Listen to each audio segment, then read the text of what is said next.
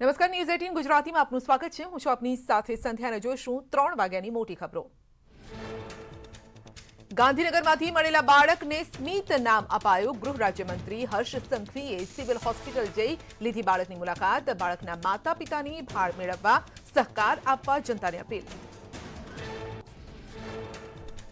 બાળક મામલે અમદાવાદ ક્રાઇમ બ્રાન્ચની ટીમ પણ જોડાઈ તપાસમાં। તો ગાંધીનગરના 100 થી પણ વધુ પોલીસકર્મી લાગ્યા કામે। 70 થી વધુ સીસીટીવી ફૂટેજની ચકાસણી। રાજકોટના નાકરાવાડીમાં સામૂહિક આપઘાત। મહિલાએ 2 પુત્રો સાથે જીવન ટૂંકાવ્યું। ઘરકંકાસના લીધે પગલું ભર્યાની આશંકા। પ્રદેશ ભાજપ અધ્યક્ષ સી.આર. પાટીલ સૌરાષ્ટ્રના પ્રવાસે તો ગીર સોમનાથમાં કરાયું સ્વાગત। પોરબંદરમાં યોજાશે મહિલા સંમેલન। કોંગ્રેસના પ્રભારી બન્યા બાદ આજે પહેલીવાર ગુજરાત આવશે રઘુ શર્મા। તો 2 દિવસ સુધી પ્રદેશ કોંગ્રેસના નેતા સાથે બેઠક યોજી સ્થિતિનો મેળવશે તાલ।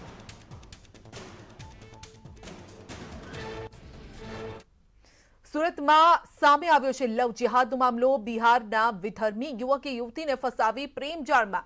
2 માસ પહેલા સોશિયલ મીડિયાના માધ્યમથી યુવકે યુવતીને ફસાવી હતી અને સુરત પોલીસની એક ટીમ પહોંચી હતી। બિહાર પોલીસે યુવતીને મુક્ત કરાવી છે। યુવકની ધરપકડ કરી લેવામાં આવી છે।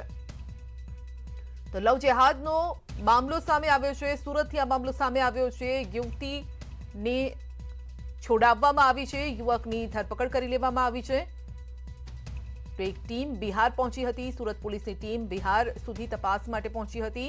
પોલીસે યુવતીને મુક્ત કરાવી અને યુવકની ધરપકડ કરી છે।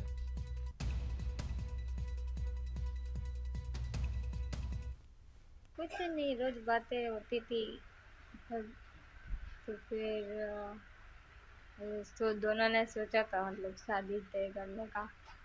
फिर वो पुलिस स्टेशन में कंप्लेंट की, मम्मी ने तो वापस आए थे। ये लड़की यहाँ से 4 बजे गई थी घर से, ठीक है। तो थोड़े गुस्से में थी इसलिए चली गई थी। तो उसने हमसे कोई कांटेक्ट नहीं किया। फिर मेरे को दूसरे दिन बाद पता चली कि ऐसा ऐसा हुआ है, ठीक है। तो मैंने केस किया। फिर वो केस फिर महीना तक चला गया। महीना भर में वहाँ पे धक्के खाया। फिर बाद में वो सामने से आई 1 महीने बाद। फिर उन्होंने बोला, तब पता चला कि ये लड़के के साथ गई थी। અને વાત કરીશું પેથાપુરમાંથી મળેલા બાળકની।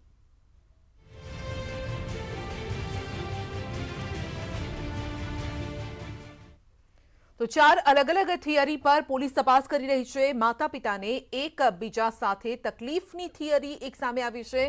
અપહરણની થિયરી પર તપાસ ચાલી રહી છે। કોઈ જાણી જોઈને બાળકને લઈ ગયાની થિયરી છે। માતા પિતાની સહમતિથી કદાચ કોઈ વ્યક્તિ બાળકને મૂકી ગયું હોઈ શકે છે। તો આ થિયરી પર અત્યારે પોલીસ તપાસ કરી રહી છે। કારણ કે ગઈકાલે 9 વાગ્યાથી આ બાળક મળ્યું છે। રાત્રે 9 વાગ્યાથી અત્યારે 3 વાગ્યા સુધીનો આ સમય થઈ ગયો છે અને હજુ સુધી ન તો બાળકના માતા પિતા સામે આવ્યા છે, ન બાળકના જે પરિવારજનો હોય છે, કૌટુંબિકજનો હોય છે, અથવા તો આસપાસના પાડોશીઓ હોય, કોઈ પણ વ્યક્તિનો ન ફોન પોલીસ સુધી પહોંચ્યો છે, ન તો આ બાળકની ઓળખ કોઈએ કરી છે।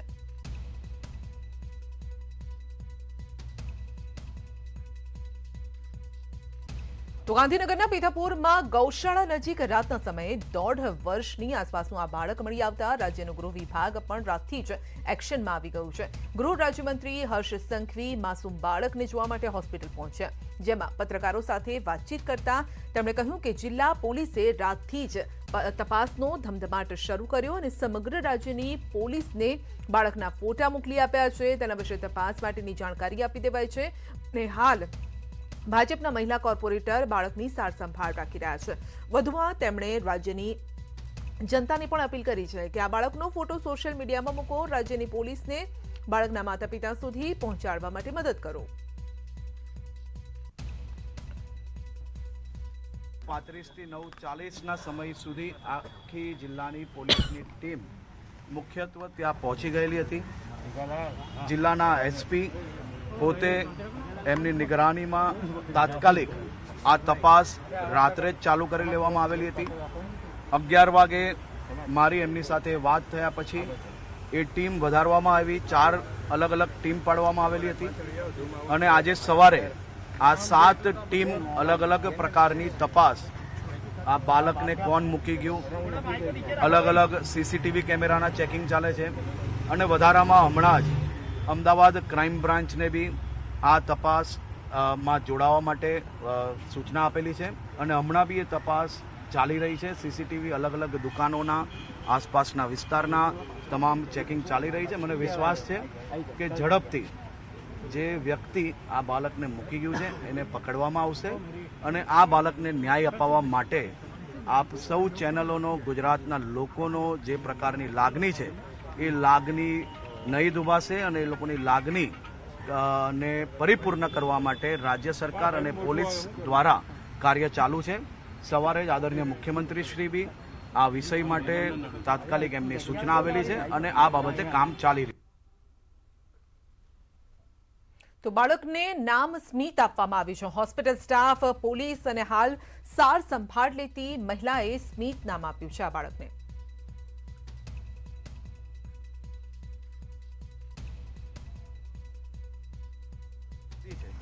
એ બાળકને સૌ ડોક્ટરો અને મેડિકલની ટીમ અને પોલીસ એ બાળકના ચહેરા ઉપર સ્મિત લાવવા માટે સ્મિત નામથી એને બોલાવે છે અને ભારતીય જનતા પાર્ટીના કોર્પોરેટર બેન દીપ્તિબેન પટેલ અને શહેરના મહામંત્રી ધર્મેન્દ્રસિંહજી અને અમારા પૂર્વ ધારાસભ્ય અશોકભાઈ, આ તમામ લોકો રાતથી જ આ બાળક સાથે છે.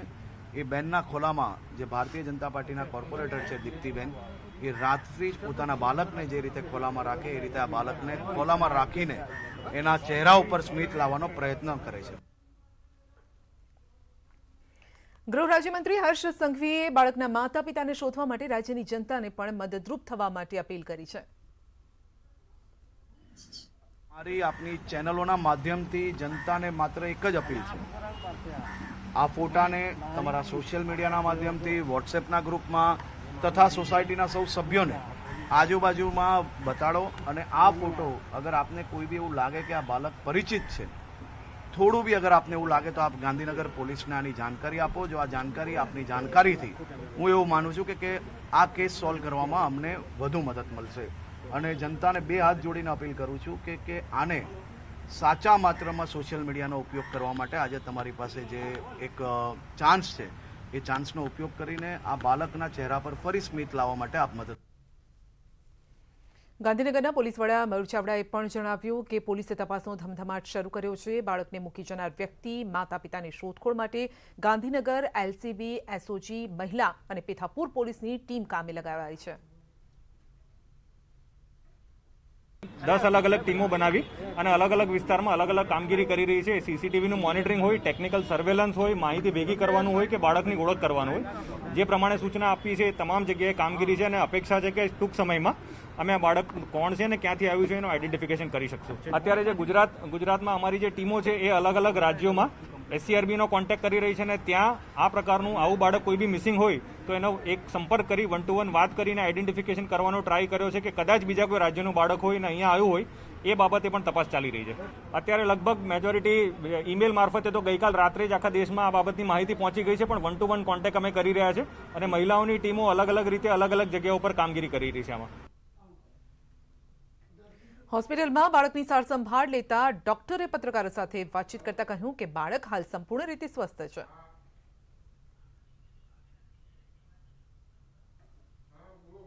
બાળક ગઈકાલે રાતથી અમારી અંડરમાં દાખલ છે. એને પોલીસ શારીરિક તપાસ માટે લઈને આવી હતી. એના લોહીના અને એક્સરે અને દાંતના ફોટા થયેલા છે અને DNA સેમ્પલ પણ આગળ ફર્ધર ટેસ્ટ માટે મોકલ્યું છે.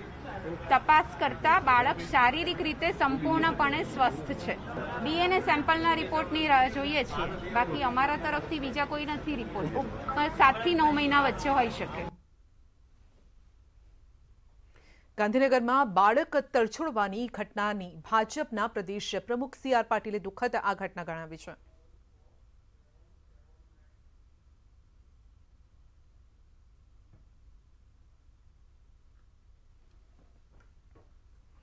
તો કોંગ્રેસના નવા પ્રભારી પહોંચ્યા છે એરપોર્ટ. જી હા, આજે તેઓ 2 દિવસની ગુજરાતની મુલાકાતે છે. એરપોર્ટ પર પહોંચ્યા છે. અમિત ચાવડા અહીંયા દેખાઈ રહ્યા છે. કોંગ્રેસના જે દિગ્ગજ નેતાઓ છે તે તેમનું સ્વાગત કરવા માટે એરપોર્ટ પર પહોંચ્યા છે. આગળ પત્રકારોની ભીડ, કાર્યકર્તાઓ પણ તેમાં દેખાઈ રહ્યા છે અને તેઓ ફોટો લઈ રહ્યા છે, વિડીયો લઈ રહ્યા છે. રઘુ શર્મા પહોંચ્યા છે તો 5 મહિના બાદ કોંગ્રેસને મળ્યા છે નવા પ્રભારી. કોંગ્રેસના નવા પ્રભારી રઘુ શર્મા રાજસ્થાનથી બિલોંગ કરે છે, રાજસ્થાનના મંત્રી, અને તેમને રાજકારણનો પણ સારો અનુભવ છે. તો સંગઠનમાં કેવી રીતે કામ કરવું અને કોંગ્રેસ માટે, ગુજરાત કોંગ્રેસ માટે અત્યારે લોઢાના ચણા ચાવવા જેવી સ્થિતિ છે અને આ સમયે મોટી જવાબદારી રઘુ શર્માના શિરે છે. તો હમણાં જ ગાંધીનગર મનપાની ચૂંટણી ગઈ છે અને જેમાં કોંગ્રેસ નિષ્ફળ રહી છે. કોંગ્રેસનું ખરાબ પ્રદર્શન પણ જોવા મળ્યું હતું. વોટિંગ શેરમાં પણ અડધા પર પહોંચી ગઈ હતી અને તેવા સમયે હવે રઘુ શર્માને તુરત જ આ જવાબદારી સોંપવામાં આવી છે, કારણ કે આગળ હવે વિધાનસભા ચૂંટણી પણ આવી રહી છે. તો પત્રકારોને હવે સંબોધશે ત્યારે જોવાનું રહેશે કે તેમની પ્રાથમિકતા શું છે. તો હાર્દિક પટેલ દેખાઈ રહ્યા છે, અમિત ચાવડા પણ દેખાઈ રહ્યા છે તેમના સ્વાગત માટે. गुजरात तो कई बार आया हूँ, प्रभारी होने के बाद पहली बार आया। देखिए हमारी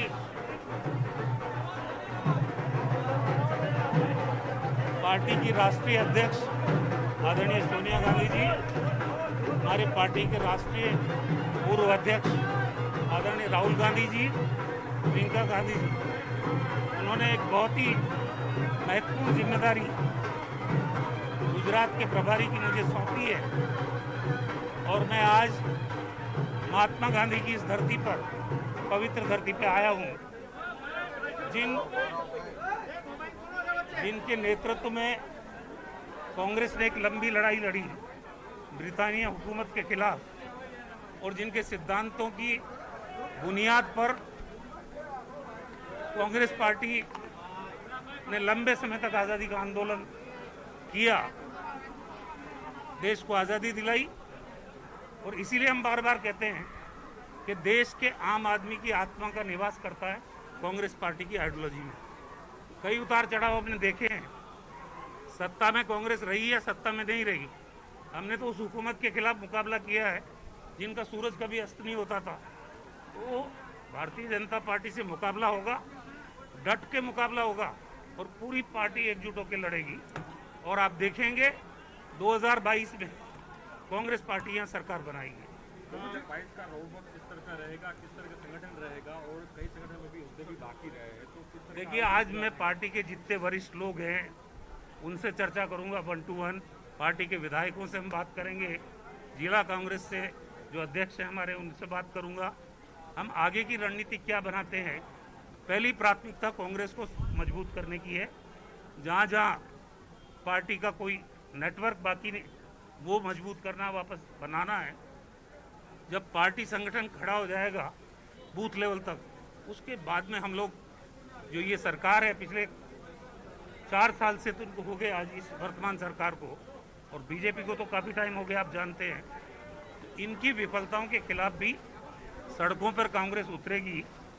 बाकी हमारे ट्रेनिंग प्रोग्राम है, पार्टी में हमारे जो अधिवेशन है वो चीज़ें चलती रहेगी, लेकिन पार्टी का संगठन खड़ा करना, आंदोलन खड़ा करना इस सरकार के खिलाफ, ये हमारी प्राथमिकताएं रहेगी। शर्मा जी, आप आरोग्य मंत्री हैं राजस्थान में और यहाँ पे आपको प्रभारी की जिम्मेदारी दी गई, दोनों चीज को आप किस तरह से मैनेज करेंगे? देखिए वहाँ मैं आरोग्य मंत्री बना तो राजस्थान की जनता आज सुरक्षित है, और यहाँ आपके आरोग्य मंत्री को तो बाहर कर दिया गया। इसका मतलब ये स्वीकारोक्ति है कि गुजरात में सदी की भीषणतम महामारी में कुछ नहीं हुआ है। मुख्यमंत्री बाहर, आरोग्य मंत्री बाहर, ये कैसी प्रदेश की जनता को सुरक्षा है कोविड महामारी से। इसलिए बीजेपी ने खुद ने मान लिया कि हमारा मंत्रिमंडल नकारा था, 4 साल हमने कुछ नहीं किया। क्या पता उन पे क्या क्या आरोप हैं जिनके आधार पर पूरे के पूरे चेहरे को चमकाने की बात बदल दिया गया। ऐसा तो हिंदुस्तान के इतिहास में बहुत कम हुआ है, जब पूरे के पूरे मंत्रिमंडल को मुख्यमंत्री सहित बदल दिया जाए, और वो भी चुनाव के 1 साल पहले। अगर कोई सुधार के लिए बदलाव करना था तो पहले करते, 1 साल बाद करते, 2 साल बाद करते। अब तो चुनाव ही है सीधा। इसका मतलब क्या है? उनकी चिंता सिर्फ चुनाव जीतने की है, गुजरात की बहबूदी की, यहाँ की लोगों की समस्याओं को दूर करने में उनकी चिंता होती तो पहले हो जाता है काम। गांधीनगर कॉर्पोरेशन चुनाव था अभी, जो आपने बोला कि गांधीनगर कॉर्पोरेशन चुनाव जो हुआ था उसमें भी कांग्रेस की कारवी हार हुई है, तो क्या मानते हैं कि बदलाव हुआ है, लेकिन भाजपा ने तो ये जीत हासिल की है गांधी। देखिए, जब अंधेरा होता है तो सवेरा भी होता है, हार होती है तो जीत भी होती है, और अब हम जीत की तरफ बढ़ेंगे। अगर ये उम्मीद छोड़ दे तो राजनीतिक पार्टियां काम कैसे करेगी। अमित भाई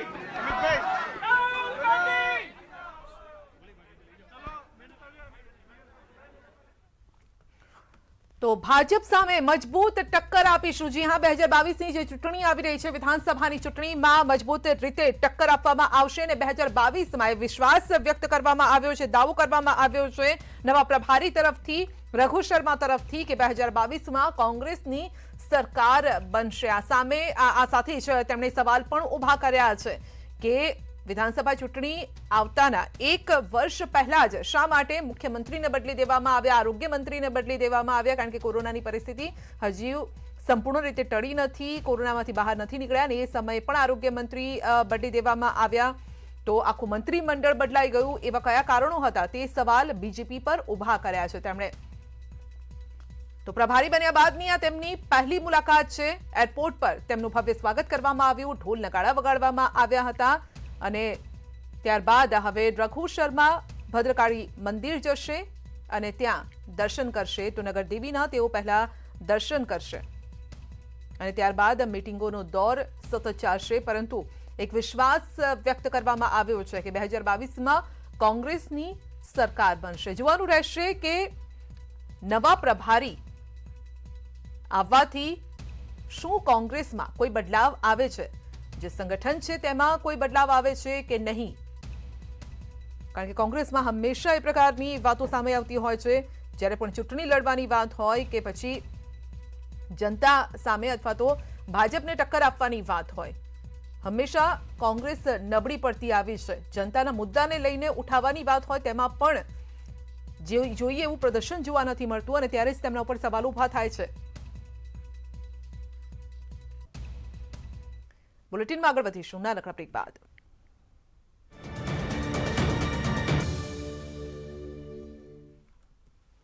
સિંહ પ્રેમીઓ માટે ગીરના જંગલમાંથી સારા સમાચાર આવ્યા છે। એશિયાટિક સિંહોની સંખ્યામાં લગભગ 29% વધારો થયો છે।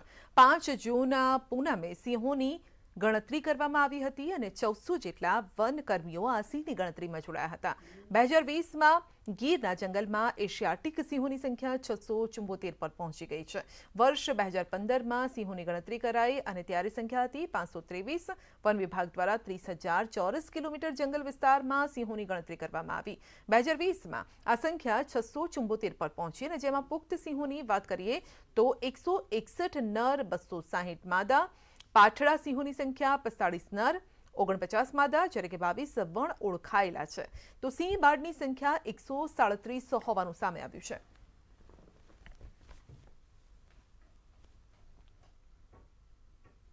જંગલનો રાજા સિંહ છે। સિંહ પ્રેમીઓ અનેક જોયા હશે, પરંતુ જ્યારે રાજ્યસભાના સાંસદ પરિમલ નાથવાણીની વાત કરીએ ત્યારે તેમના ગીરના સિંહ પ્રત્યેનો પ્રેમ અનોખો છે। છેલ્લા 35 વર્ષથી તેઓ સિંહ સંરક્ષણ માટે સમર્પિત છે। ગીરના સિંહો સાથે તેઓ અનોખી રીતે જોડાયેલા છે। પરિમલ નાથવાણીનું કહેવું છે કે ગીરમાં આવતાની સાથે જ તેમને સ્વર્ગમાં આવ્યાનો અનુભવ થાય છે અને આમ પણ સિંહ એટલે શક્તિ, સિંહ એટલે હિંમત અને સિંહ એટલે સર્વોચ્ચ નેતૃત્વ।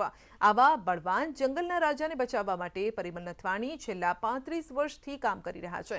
એક સમય એવો આવ્યો કે સિંહોના આકસ્મિક રીતે મોત વધુ થવા લાગ્યા અને આ સિંહો પર સંકટ હતું, પરંતુ દેવદૂત બનીને પરિમલ નાથવાણી આવ્યા। આકસ્મિક મોતને ભેટતા સિંહોને બચાવવા માટે પણ તેઓએ પ્રયાસ આદર્યા।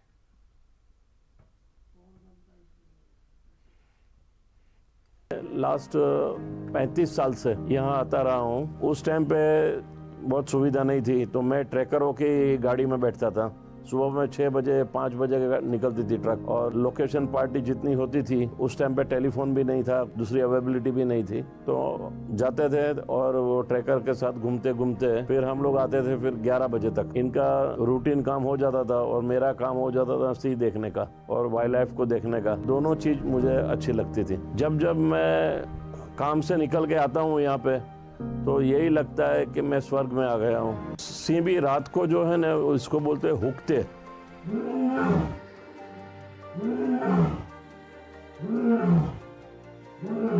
अभी दिन में सीधे चलते हैं, रात को फूकते जैसे ऊपर देख के जाते थे और नीचे गिर जाने का, क्योंकि लेवल एकदम सेम था तो कभी उनको मालूम नहीं पड़ता था। बच्चे ही नहीं गिर जाते थे, सिंह भी गिर जाते थे और टेक्नोलॉजी भी नहीं थी। तो हमने रिलायंस के माध्यम से और हमारे एनजीओ के माध्यम पे हमने एक अभियान लिया कि सिंह गिरना नहीं चाहिए, बच्चा गिरना नहीं चाहिए। तो हमने कम से कम 2000 ज़्यादा हमने वेल को बनाया, तो बहुत स्ट्रॉन्ग हमने वो बनाया था कि दूर से भी आए तो उस बीच में गिरे नहीं जाएंगे।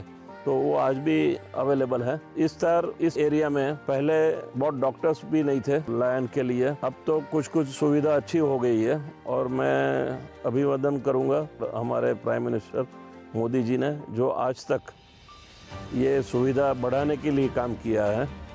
तो lion is a pride of India. રાજ્યમાં વન્ય પ્રાણી સૃષ્ટિનું વૈવિધ્યનું જતન, સંવર્ધન અને સંરક્ષણ થાય તે માટે સરકારે નવતર પ્રયોગ હાથ ધર્યા છે। લોકો વન્ય સૃષ્ટિને સમજે, તેના જતન માટે આગળ આવે તે માટે દર વર્ષે વન્ય પ્રાણી સપ્તાહનું આયોજન થાય છે। 2 થી 8 ઓક્ટોબર સુધી આયોજિત વન્ય પ્રાણી સપ્તાહનું મુખ્યમંત્રી ભૂપેન્દ્ર પટેલ સમાપન કર્યું હતું અને આ સમારોહમાં રાજ્યભરમાં 583 સ્થળો પરથી જનપ્રતિનિધિ, પદાધિકારી, વન્યજીવ પ્રેમી અને સેવા સંગઠન જોડાયા। સમાપન સમારોહમાં વક્તવ્ય દરમિયાન સિંહોની સંખ્યા અંગે મુખ્યમંત્રીએ ગૌરવ અનુભવ્યું હતું અને વન્ય સૃષ્ટિના સંવર્ધન માટે વન વિભાગ 24 કલાક કાર્યરત છે। વન વિભાગ દ્વારા કેટલાક અનોખા પ્રયોગ પણ કરવામાં આવ્યા છે અને વન્ય પ્રાણીને લગતા પ્રશ્નો, પ્રજાજનોની જરૂરિયાતના સમયે માર્ગદર્શન, સહાયતા માટે 24/7 ઓટોમેટિક રિસ્પોન્સ સિસ્ટમ વન વિભાગે કાર્યરત કરી છે। દીપડા રેસ્ક્યુ માટે 2 મેગા રેસ્ક્યુ કમ રિહેબિલિટેશન સેન્ટરનું પણ આયોજન કરાયું છે અને વન પર્યાવરણ મંત્રી કિરીટસિંહ રાણાએ વન્ય જીવ સૃષ્ટિના જાળવણીમાં જન સહયોગ માટે અપીલ કરી છે।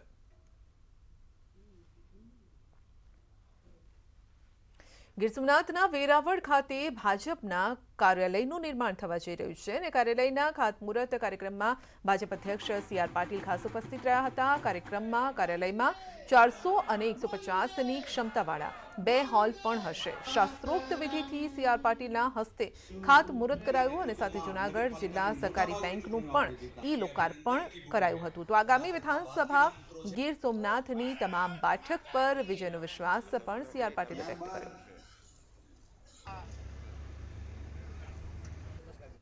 ખૂબ ભવ્ય કાર્યાલય બનાવવાની એમની યોજના છે। કાર્યાલયની આવશ્યકતા એટલા માટે હોય છે કે કોઈપણ કાર્યને નયમાં લાવવા માટે એનો યોગ્ય ઉપયોગ થઈ શકે। પણ એ કાર્યાલયના કાર્યક્રમના શિલાન્યાસમાં હજારોની સંખ્યામાં જે કાર્યકર્તાઓ ઉમટી પડ્યા છે, હું તેમને અભિનંદન આપું છું કે એમની લાગણી એમાંથી પ્રગટ થતી હતી। આ તરફ સોમનાથ મહાદેવના દર્શનાર્થે ગુજરાત ભાજપના પ્રદેશ પ્રમુખ CR પાટીલ પહોંચ્યા હતા। તેઓ પરિવાર સાથે સોમનાથમાં 11 સુવર્ણ કળશ અર્પણ કરી પૂજા કરી। આ પ્રસંગે સોમનાથ ટ્રસ્ટ દ્વારા તેમનું સ્વાગત સન્માન કરાયું। પેટ્રોલ ડીઝલના ભાવવધારા સામે રાજકોટમાં NSUIએ વિરોધ નોંધાવ્યો। દિવસે ને દિવસે વધી રહેલ મોંઘવારી સામે કોંગ્રેસની વિદ્યાર્થી પાંખે આક્રોશ વ્યક્ત કર્યો હતો। રાજકોટ NSUIના કાર્યકર્તા અને કાર્યકર્તાઓએ જે છે તેઓએ મોંઘવારી સામે સૂત્રોચ્ચાર કર્યો, વિરોધ કર્યો। પોલીસે આક્રોશ વ્યક્ત કરી રહેલા NSUI કાર્યકર્તાઓની અટકાયત કરી।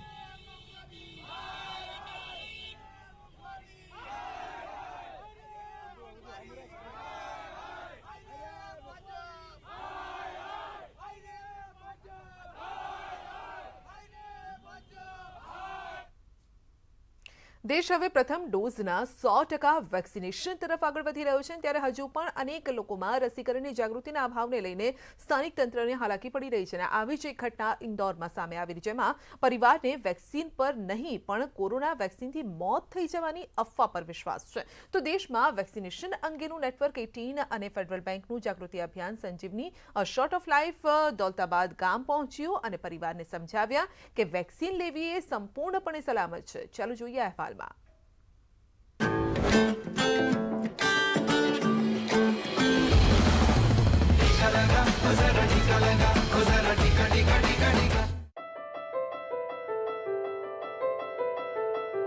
पति ने बोला कि मेरे हाथ पैर दर्द, बुखार जैसा है, तो सर हमने डॉक्टर को दिखाया। डॉक्टर ने बोला आप कोविड की जांचें कराओ। हमने कोविड की जांचें करवाई सर, तो कोविड बताया, तो हम सब लोग घबरा गए। फिर हमने इंदौर सिटीजन में इनको एडमिट किया। फिर वहाँ इलाज शुरू हुआ सर, 10 दिन वहाँ रहे, ICU रूम में रहे। हम जिस दिन गांव में आए थे वैक्सीनेशन सर्वे के लिए। कुछ घरों में सर्वे करा हमने, उसके पश्चात हम इनके घर आए तो उनके घर के जो सदस्य थे उनसे हमने सर्वे किया कि आपके यहाँ वैक्सीनेशन हुआ कि नहीं हुआ। तो उनके घर में 2 जनों का वैक्सीनेशन हो चुका था। तो हमने बोला आपके घर में कितने सदस्य हैं, तो उन्होंने बोला 8 सदस्य हैं। तो 8 सदस्य के बाद हमने पूछा कि बाकी लोगों ने क्यों नहीं कराया। तो उनके घर में बोले कि हमारे पापा को कोविड हो चुका था और कोविड होने के कारण अब वैक्सीनेशन हम नहीं करा रहे, क्योंकि आसपास के गांवों से हमारे परिचितों से हमें जानकारी मिल रही है कि यानी कि वैक्सीनेशन लगाने से लोग मर जाते हैं, बीमार हो जाते हैं। कुछ तो अफवाहें थी कि इससे कुछ लोग मर जाते हैं, बहुत तेज़ बुखार आता है। तो मेरे हस्बैंड बीमार थे, इसलिए हमने सोचा सर कि अगर हम वैक्सीन लगा लेंगे, तो हम भी घबरा गए थे कि लगाने से हम बीमार हो जाएंगे, कुछ हो जाएगा। तो हमने किया कि नहीं, हम वैक्सीन नहीं लगाएंगे। संजीवनी संस्था को मैं धन्यवाद देता हूँ। उन्होंने हमारी बहुत हेल्प की है, हमारे घर पर आकर समझाया कि आपको वैक्सीन लगाना है। जो स्कूल तक नहीं पहुँच पाते थे उनके लिए उन्होंने गाड़ी की व्यवस्था भी की, ले गए और लाए भी सही। और हम संजीवनी संस्था को धन्यवाद देते हैं कि आज हम उनसे जागरूक हुए हैं और हमारा देश भी जागरूक रहेगा।